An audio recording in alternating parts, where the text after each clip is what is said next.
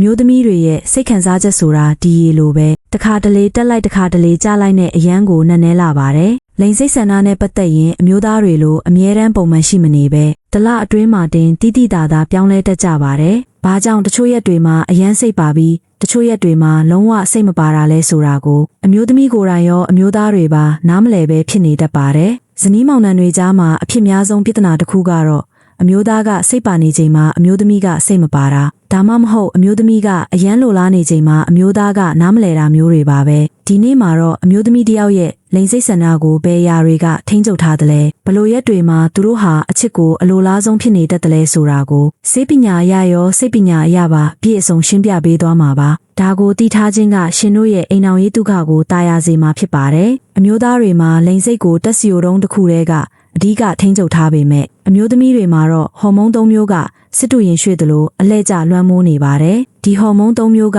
ဘာတွေလဲဆိုတော့ပထမတစ်ခုက estrogen ဒါကတော့အမျိုးသမီးတွေကိုနုပြိုစေပြီးစိတ်ဆန္ဒကိုနှိုးကြားစေတဲ့ဟော်မုန်းပါဒုတိယတစ်ခုက progesterone ဒါကတော့စိတ်ကိုတည်ငြိမ်စေပေမဲ့အသက်များသွားရင်တော့စိတ်ဆန္ဒကိုအိပ်ပျော်သွားစေတဲ့ဟော်မုန်းပါတတိယတစ်ခုက testosterone အမျိုးသမီးတွေမှာလည်းဒီဟော်မုန်းအနည်းငယ်ရှိပါတယ်သူကတော့စိတ်ဆန္ဒကိုမိတောက်ပေးတဲ့အရာပါဒီဟော်မုန်း၃မျိုးဟာ28ရက်တာ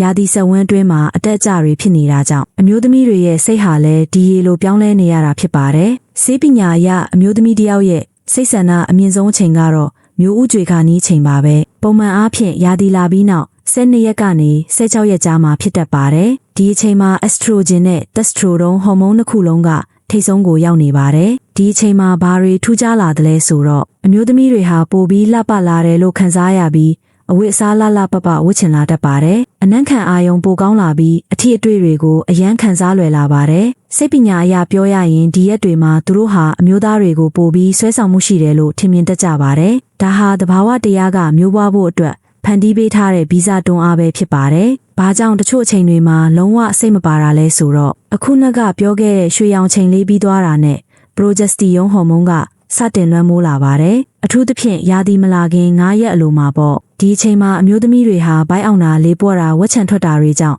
ကိုယုံကြည်မှုကျဆင်းနေတတ်ပါတယ်ဒီအချိန်မှာအမျိုးသားတွေအနေနဲ့သတိထားရမှာက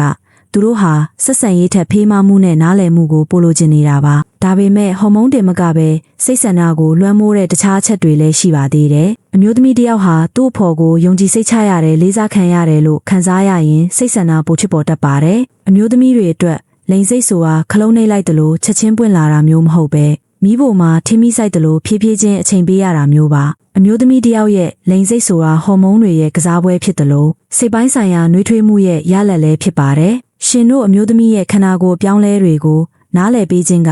ရှင်တို့ရဲ့အိမ်အောင်ရေးကိုပုံမခိုင်မြဲစေမှာပါဒီနေ့ပြောပြသွားတဲ့နီးလန်းတွေကရှင်တို့အတွက်အသစ်အဆန်းဖြစ်စေမှာပါ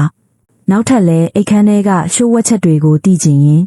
အိမ်ရဲ့ channel လေးကို follow လုပ်ထားပြီးဆက်လက်အားပေးကြပါဦးရှင်အားလုံးပဲအိမ်အောင်ရေးဒုက္ခအပြည့်အဝခံစားနိုင်ကြပါစေ